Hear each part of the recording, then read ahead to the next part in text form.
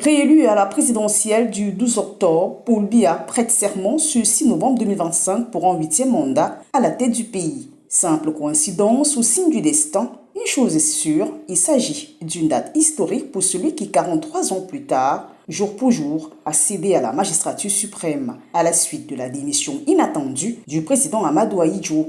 Dans son tout premier discours en tant que chef de l'État, Paul Biya, 49 ans, prenait des engagements devant les Camerounais, promettant de ne point faillir à sa mission. Une phrase fétiche devenue historique et qui est restée dans les mémoires. Le nouvel homme fort du pays appelait par la même occasion les Camerounais à rester un peuple travailleur, aspirant à la prospérité et à la justice. Un peuple ayant foi en son avenir, un peuple jaloux d'être maître de son destin à l'intérieur comme à l'extérieur de ses frontières. 6 novembre 1982, 6 novembre 2025.